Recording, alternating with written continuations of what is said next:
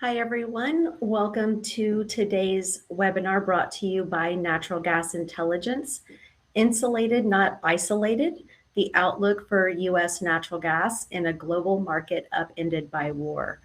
My name is Leticia Gonzalez, and I'm the Managing Director of North American Natural Gas Pricing at NGI. And today I'm joined by my colleague, Jameson Coughlin, Managing Editor of LNG.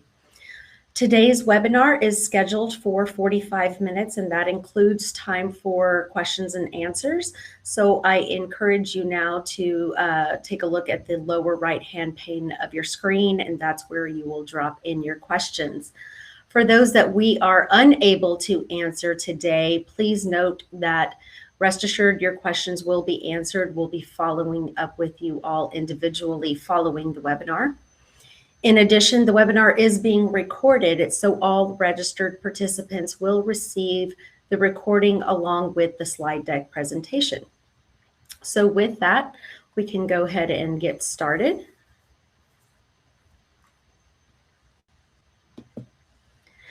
Looking at today's agenda, I won't read through all of the bullets, but we basically wanted to give you an outlook for what the summer season might bring to the U.S. market. We'll take a look at Henry Hub pricing, look at a year-over-year comparison, focus mostly on the winter season and how we're tracking so far this spring.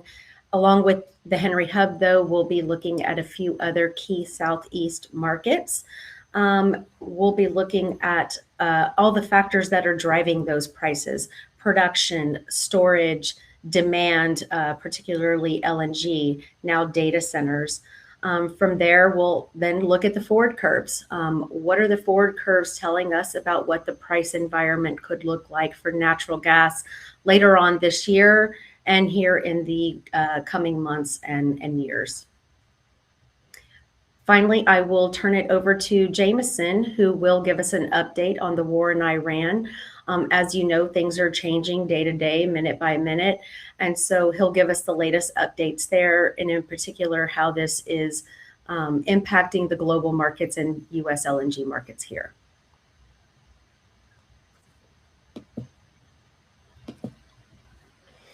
First, an overview of NGI. NGI is a trusted provider of price data, analysis and news for the North American natural gas market. We are one of only two price reporting agencies that include trades done on the Intercontinental Exchange. And so those trades, along with the trades that we receive from third-party providers, make up the vast majority of North American natural gas trading. Now, for the purposes of this presentation, I'm only going to be talking about a few of the locations, a few of the 170 that we produce on a daily basis. But if you aren't already a subscriber, not to worry. We've got a couple of QR codes at the end of this presentation that we can get you signed up for a trial for our daily data and our forward curves. So getting started here and looking at Henry Hub prices, again, looking at prices just over the past winter and where we are today.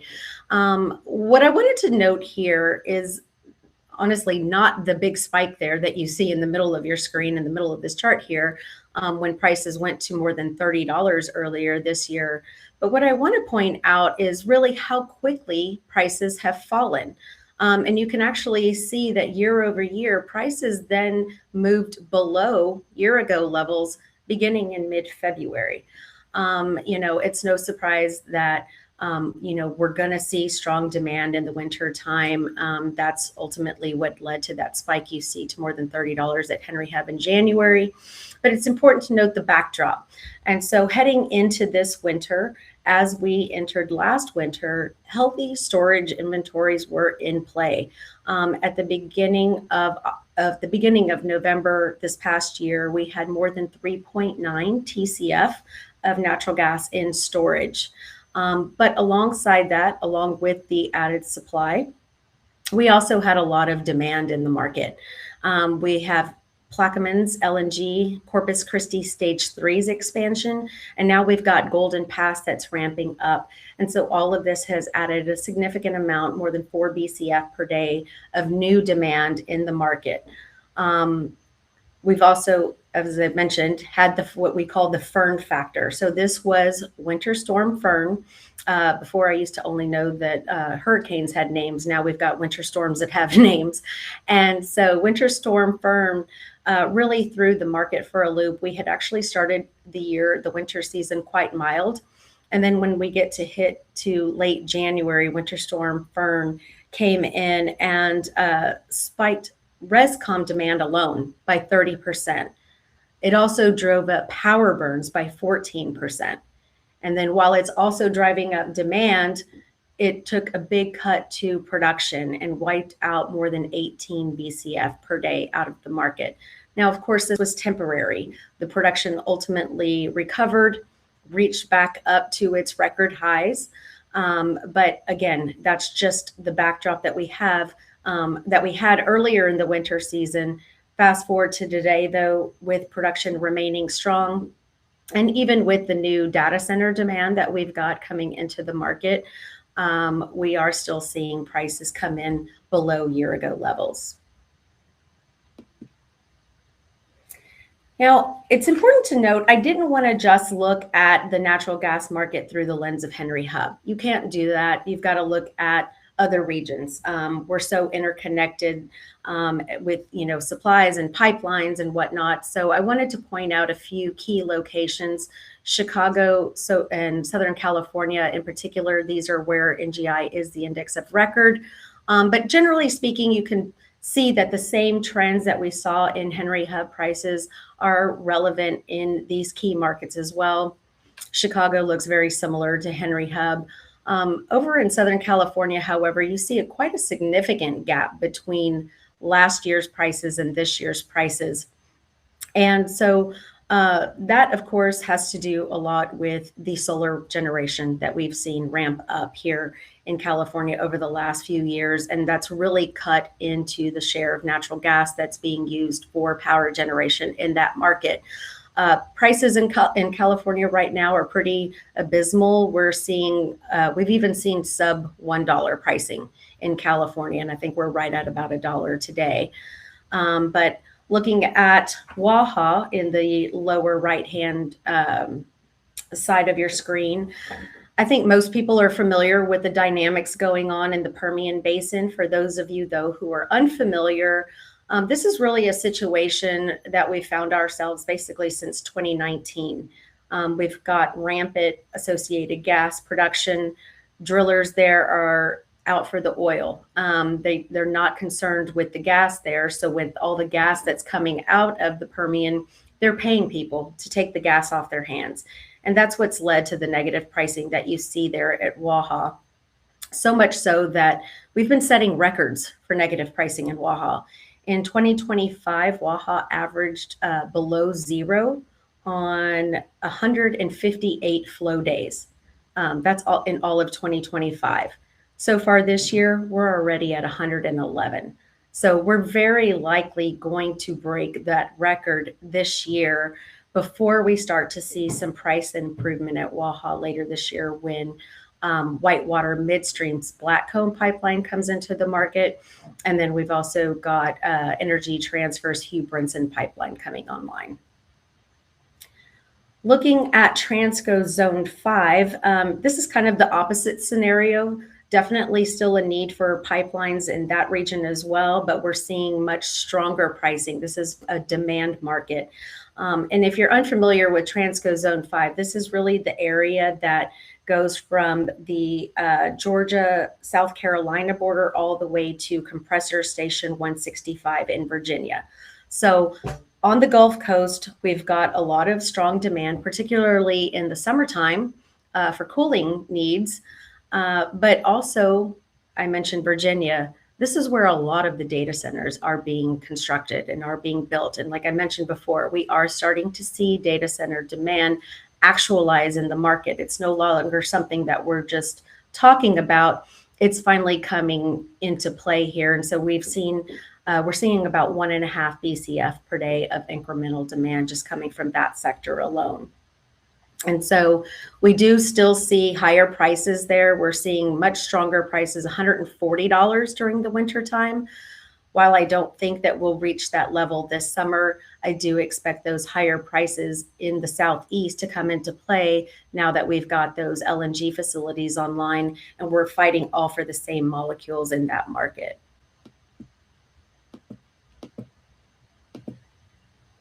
Oops, excuse me.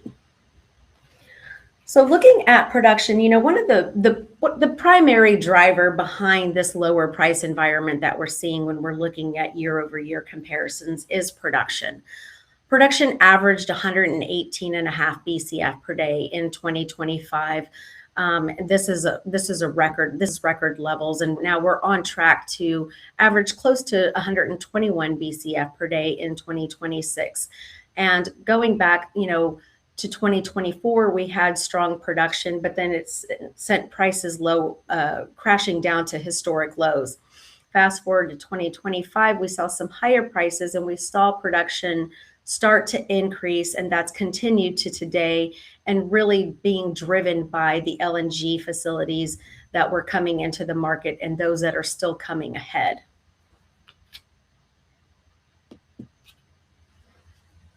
Where's the production growth coming from? Well, as I alluded to earlier, the Permian is certainly one of the biggest drivers of production in the natural gas market. That's expected to continue through the rest of this year at least. We've got another 1.5 BCF per day of incremental production that's expected to come into the market. And, as I mentioned, the Permian production is driven by the price of oil. Back in January, prices were looking pretty low. We had sunk down to below $60 a barrel. Now we're, on the other end of the spectrum, and, on any given day, we're at 90 and we've hit 100. And so we're definitely in a different environment. Earnings season is kicking off right now, so we're going to be listening in to see whether producers continue to maintain that capital discipline. It's expected to continue at least through this year, but really in 2027 and beyond is when we'll be looking to see, whether we might see additional production growth from the Permian or if that's expected to slow. Also, the Haynesville. Now, this is a dry gas play, so the economics for drilling are solely reliant on the price of natural gas, not oil. And so the Haynesville back a few years ago in 2023, I believe, really saw strong production coming out of that basin. We had upwards of 16 BCF per day. But fast forward to 2024, when we had those historically low prices and Henry Hub was like $1.50, we saw production out of the Haynesville not just not increase, but it fell quite a bit. And so ever since then, it's starting in 2025, we have seen production on the rise. And by the end of 2026, by the end of this year, we're expected to see Haynesville production average upwards of 16 BCF per day.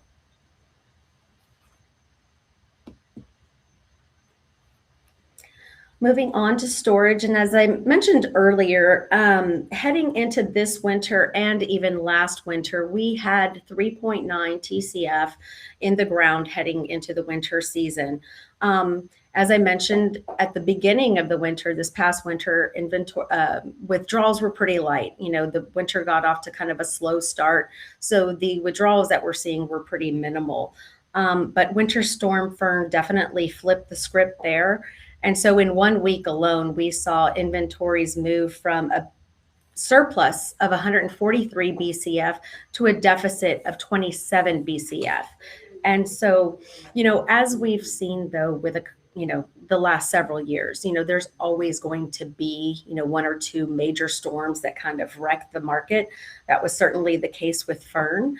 But really after we got out of that early February time period, the weather trended much milder. We still had pockets of cold, but it wasn't this widespread cold that we had been seeing during Fern. And so this allowed the market to really kind of back off on those big withdrawals in the last, probably 7-8 weeks of the winter season. And even in mid-March, we flipped to injection. So a couple of weeks before the official start of the injection season, we injected upwards of 40 BCF. And so then here sitting today, we have continued to see strong momentum in April. We are back at about a 3% surplus to the 5-year average. But it's important to note a couple of things. One, I'm just talking about overall storage. There are still some areas like the East and the Midwest where storage inventories are lagging historical norms. And so there's still some work to do in refilling those inventories. Also, clearly we're in a much stronger structural demand market. And so we'll be watching the summer to see how those refills actualize. Can we hit that 3.9 that we've been hitting the last couple of years? I want to note too that 3.9 used to be like a very comfortable level that the market was in heading into the winter. And now the more I'm hearing in the market, 3.9 is really kind of the minimum. Like we need to hit 3.9. Given all of the demand that's now in the market. So it'll be interesting to see how this plays out given all of the new demand that's hit here in recent months. Oh, sorry. Again, we've talked about LNG. I just wanted to note though that, it's really, incredible how short of a time that we've grown LNG. It's been a remarkable story. Just earlier this year, Cheniere Energy, they celebrated the 10-year anniversary of the first cargo that they exported from the Sabine Pass LNG facility in Cameron Parish. Fast forward to today, and we're exporting more than 19 BCF per day. During the winter, that was more than 20 BCF per day. Looking ahead this coming winter, that number could be 23 BCF per day. And by 2030, there's some estimates that show us exporting up to 33 BCF per day. So just a huge, huge amount of demand coming into the market. And I guess the first 10 years were more gradual. And here the next 5 years, 4 or 5 years, are going to be at a much quicker pace. So how the market responds to that is something that we'll be watching very closely. Now, until LNG came along, power burns had really propped up the market. This had really been the primary consumer of natural gas. It still is today. Over the last few years, we'd actually seen some modest growth in power burns. However, 2025 was a different story. 2025 was actually the first year that we saw a slight decline in power burns. Now, there were a couple of reasons for that.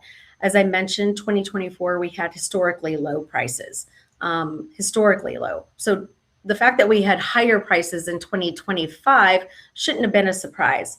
However, that did incentivize some gas to coal switching.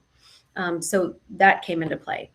In addition, last summer was actually a little bit cooler than it had been the prior summer. So the cooling degree days were lower, didn't need as much natural gas demand, natural gas to fuel those power plants. But really, the biggest driver of this decrease in power burns was the increase that we saw in renewable generation, and in particular solar and battery backup storage. And this was really prevalent in markets like California, of course, but also Texas. And so the EIA is, projected that, this is where the market share is being snagged from natural gas. However, like I mentioned, we are starting to see some data center demand come into the market. And so the EIA, for one, had been one of the agencies that had been calling for peak gas demand over the last several years. And it finally did happen in 2025. But I think it's important to note that the EIA now is projecting that this dip that we saw in 2025 was really just a bump in the road. We are expected to see sustained growth in power burns here over the next few years. In their very high case AI growth scenario, power burns could rise by more than 7 just between this year and next year alone. So that's something, again, we're going to be keeping a close eye on in the market.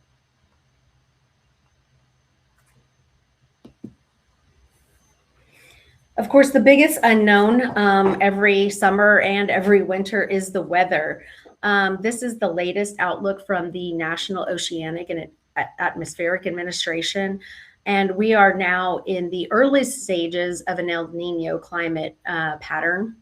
And so what that means is that what that portends basically is that we're expected to see widespread warmth this summer. We are expected to see that El Nino strengthen by the summer months, with really reaching its peak in this June to August timeframe, which is, of course, the peak of the summer season. And so what that means for the U.S. market, generally speaking, we're going to see that widespread warmth, but particularly so in the West and in the Northeast and along the Gulf Coast. What this also means for the West, though, is it's expected to bring a below average precipitation levels. Now, traditionally speaking, this has meant that we could see lower hydro output from the hydroelectric power generation facilities. This would mean that there would be an increased call on natural gas to bridge that gap. I don't know that that's actually going to be the case this year. We're certainly not seeing it reflected in pricing in those markets. As I mentioned, solar generation has grown considerably along with the backup storage. And so I think that that's really what's going to be capturing more of the market share that hydro is leaving behind. It's really going to be that solar and battery that's going to take the market share from that. The other thing that the El Nino could bring, and this is hugely important for those of us on the Gulf Coast, though, is that it portends a below average hurricane season. Now, below average hurricane season doesn't mean that we're not going to have a storm. As you all know, and especially now with 20 BCF per day of demand sitting on the Gulf Coast, or the bulk of that 20 BCF per day sitting on the Gulf Coast. Any storm, whether it takes a direct hit to any facility or not, a lot of times when these storms are approaching or nearing, entering the Gulf, these storms, these LNG facilities will shut down. Even if it's temporary, they're going to shut down the facilities. They're going to take off a significant chunk of the market. And so that's something that, even without a direct hit, there's going to be implications for U.S. prices. And so that brings us to the forward curves. With all of the LNG demand coming into the market, and now we're talking about data centers and that demand actualizing in the market, it's been interesting to see the forward curve. A lot of people have actually wondered, is the forward curve really accurately priced? We've got this war going on in Iran, and so shouldn't prices be a little bit higher given everything going on? And really what we've seen, and as we mentioned in the spot market as well, we've seen prices come down. This forward curve actually was a bit higher at one time. And now this $4 or $5 gas that we're seeing, later on this year and certainly, into the next couple of winters, that was all supposed to happen already starting earlier this year with this winter. So now that's being pushed back.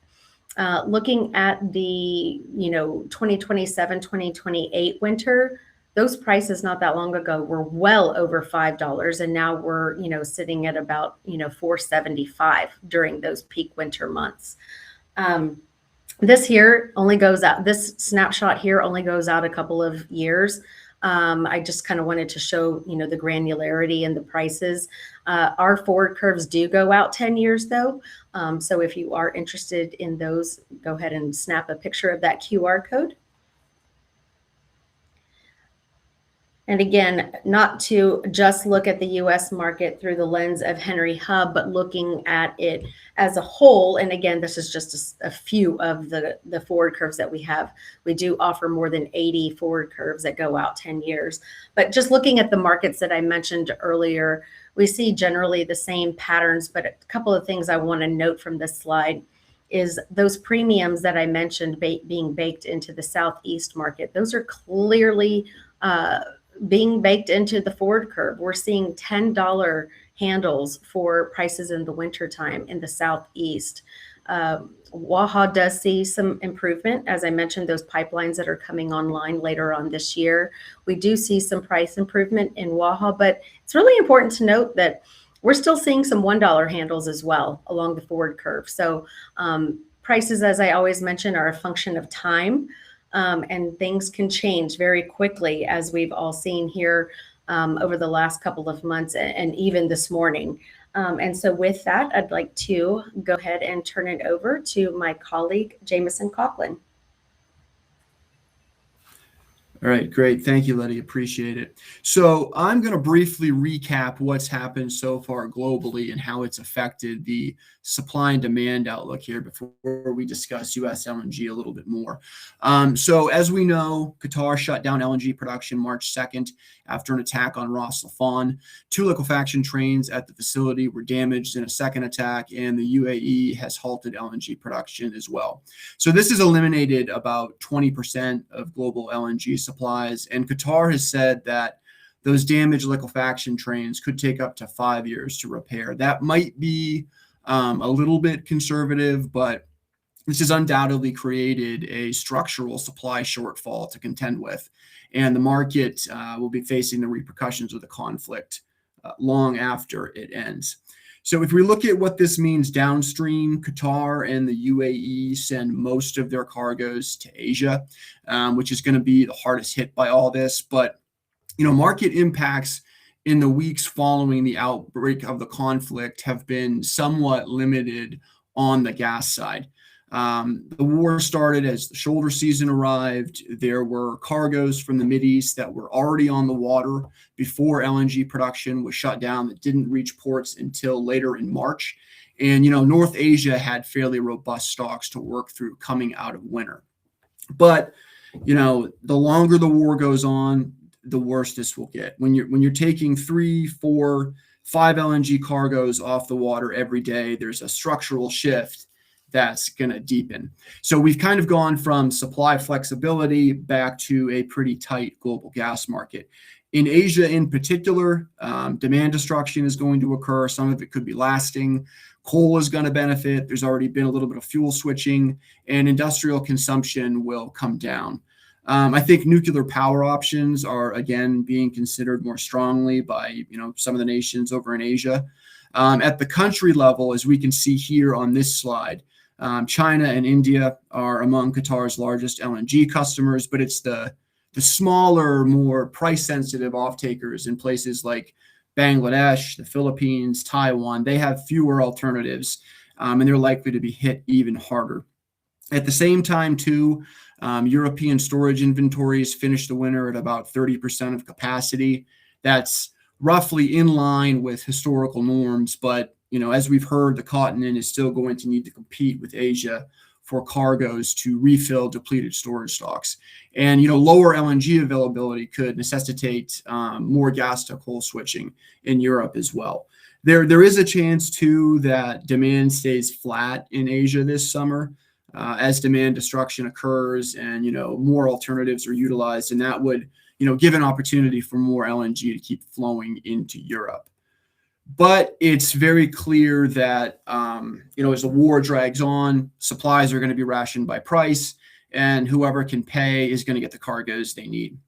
As far as flows from the United States, a sustained premium is going to be needed to more consistently draw Atlantic cargoes away from Europe toward Asia.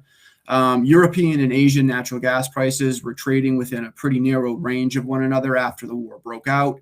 This has shifted a bit here in recent weeks to favor Asia. I think that the spread averaged right around $2 or so last week. Since the conflict started, there's been about 13 LNG vessels that have been diverted from the Atlantic basin to Asia.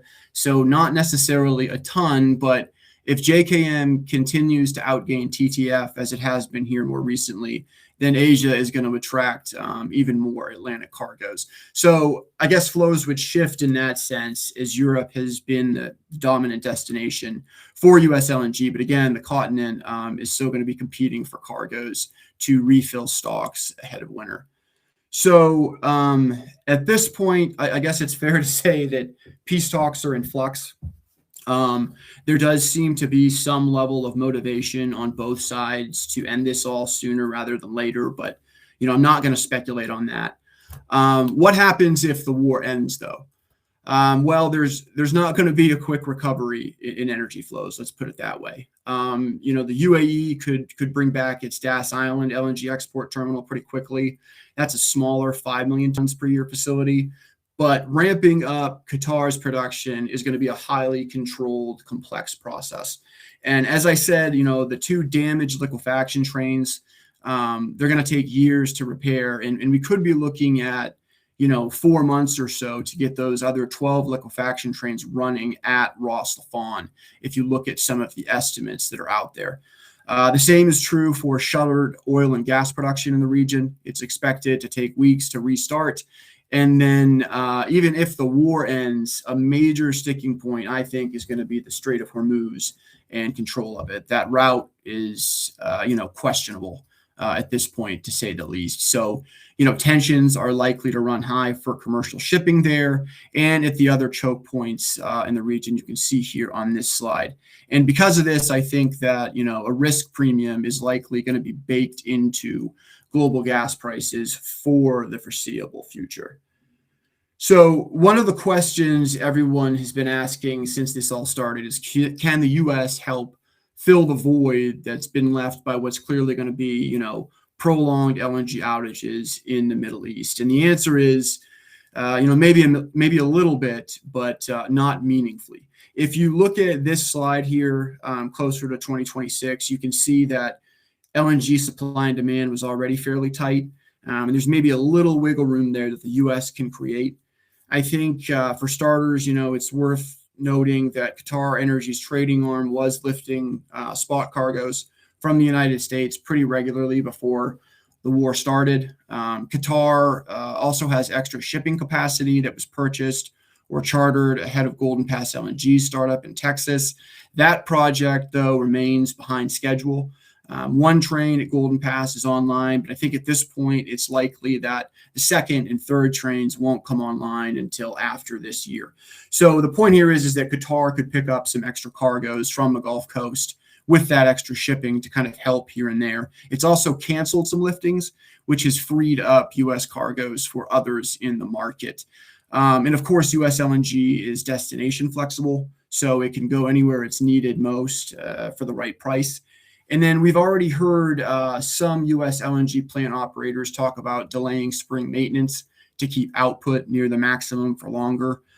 This is certainly something that U.S. operators have done in the past, especially when netbacks have been high. And other operators elsewhere plan to do this too, right? Norway has already announced that its maintenance season is going to be a light one this year. And they're, of course, Europe's largest gas supplier.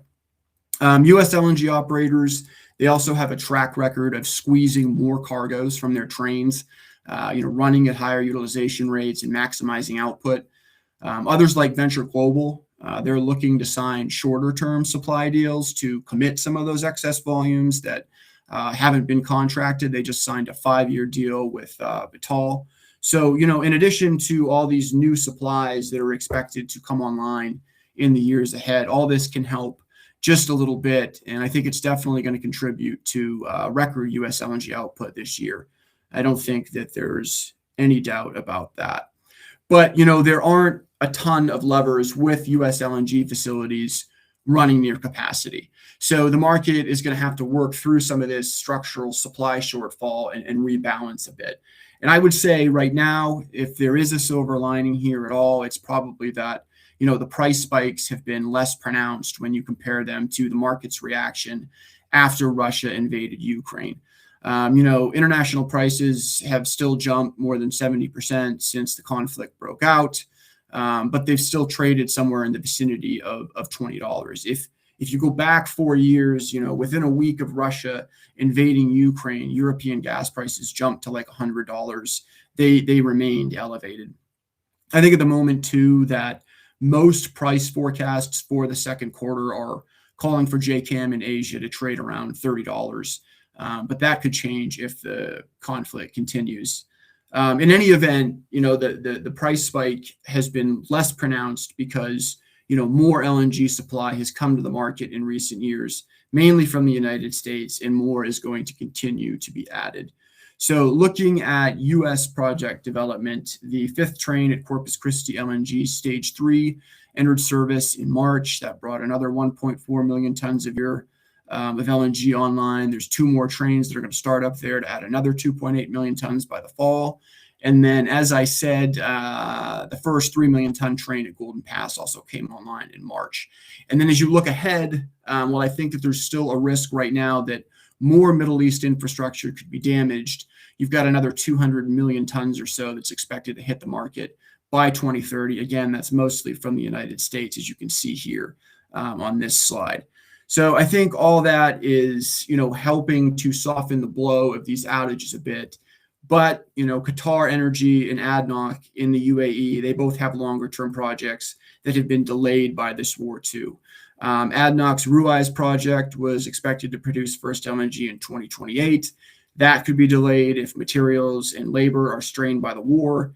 And the first train at Qatar's North Field expansion that would add, I think it's 8 million tons, is now expected to be delayed by a year or so because of the conflict. Qatar Energy has said that no work is taking place on that project right now. I think I should point out too that these shortfalls could certainly continue driving momentum for U.S. LNG projects that are under development. There's quite a few more projects in the U.S. that are working to reach final investment decision beyond what's currently being built or constructed that's here on this slide. And U.S. LNG developers, they've increasingly signed supply contracts since Russia invaded Ukraine. And this is another tailwind for U.S. projects, even with 7 plants on the Gulf Coast that are getting built or commissioned right now. Either way, I think that the ongoing shift in supply expectations is going to keep things volatile moving forward. That's one of the factors there for sure. And so to kind of bring this all full circle, you've had a slight risk premium on U.S. gas, given the strong demand for LNG that's being sustained by the war.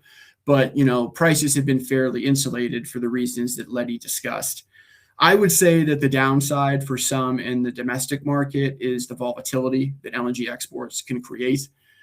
Even if prices are relatively low compared to those overseas, when you have stronger baseload demand for LNG, that not only cuts into storage inventories, but it can lead to sharper price spikes during pipeline outages or weather events or whatever. In this slide here, it shows NGI's daily Henry Hub index and the big price spikes that you see there that are near 700% volatility. Those mostly came during extreme weather. And the increased volatility that we've seen, it can be difficult for industrial end users and others that don't necessarily have a lot of firm capacity booked on pipelines. So, even if we don't have sky high prices in the US, there's still an element of volatility that increased demand for LNG exports creates, particularly now that the market has become more interconnected with those overseas, as Letty mentioned. And then maybe one other effect in the US that we've noted in our reporting on all this since the conflict began is further out the curve. And Letty kind of parsed through this a bit, but I just want to add a little bit more color here. NGI's forward look data has shown that prices in the Northeast are facing some upward pressure, for example, next winter, amid the broader energy supply risks that the war has created. Iroquois Zone 2 in New York has been hovering somewhere around $15 or so for winter 26, 27. The rest of the country, the last I checked a couple days ago, was right around $4. The region is pipeline constrained, right? So again, if more gas is getting pulled off for exports and you run into deliverability issues during extreme weather, then prices are going to be higher. And we've seen something similar at Algonquin City Gate near Boston. That seems to be more exposed to, obviously, for similar reasons. The region is pipeline constrained. New England also relies on LNG imports for as much as a third of its gas supply during peak winter demand. And it's seen some of the largest moves on the winter strip lately as international prices have kind of ticked higher. So that's definitely something to keep an eye on if the conflict continues. Okay, so that does it for me. I think that we can go ahead and start the Q&A. Again, if you haven't already, please feel free to type a question in the box right there in the lower right corner of your screen. And I can see here that there's already a few that are ready, and it looks like maybe the first one can go to Letty. So Letty, how soon could Waha prices go negative again once the new pipelines come into the market? That's a great question, because every time a new pipeline comes into the market, we think that, okay, now we're back in a positive price environment for Waha and some of those other Permian locations. I do have reason to believe that this time around has maybe more staying power. I did mention that the forward curve is still sporting some $1 handles, so we could see some periods where prices get to be pretty low. But with Blackcomb coming online this year, along with Hugh Brinson, we've got several other pipelines that are in the queue as well. Eiger Express is one. We've got like 9 BCF per day of pipeline capacity that's coming into the market here over the next few years. And so for that reason alone, I do think that we'll be in a more supportive price environment for Waha and other Permian markets. However, I guess the real unknown right now is we've been seeing producers maintain that capital discipline, here over the last few years. But this is really now with the war in Iran and oil prices where they are we going to see those producers, once that cash starts coming in, are we going to really see them hold that line? Are they going to stick to their, capital discipline? And doing the things that they've been doing, increasing buybacks, that kind of thing? Or will they put some more in the market and ramp up drilling? I think most of the publicly traded companies that we follow are going to hold the line, but we do already know of a couple of the bigger ones that have indicated that they would ramp up production, including Exxon. So that's kind of where I see things going for now. I think that we'll have some strong support, but with the war going on and prices as high as they are, if they remain high, then we could see some changes to that outlook. Yeah, there's quite a lot of infrastructure being built along the Gulf for sure. Yeah. I think some of the most in years, actually. Okay, yeah. We're coming up on time here. Maybe just one more question, and then we'll bring things to conclusion here.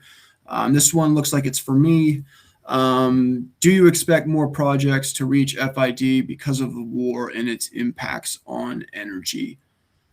I think that this is going to be a factor in the decision-making process. We don't follow capital markets that closely, but I know from my own conversations that there was already a lot of interest, and there continues to be a lot of interest in financing these projects. And I actually think that a record amount of money was raised last year globally for new LNG projects.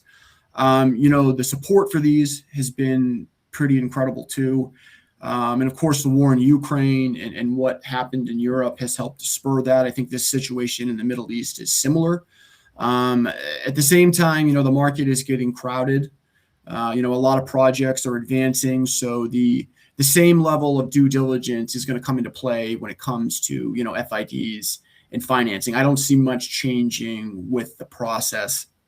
And then maybe, as I said too, I think a strong indicator of the market's appetite can be seen, in the contracting momentum that we continue to see. It's been strong, and it continues to be pretty strong.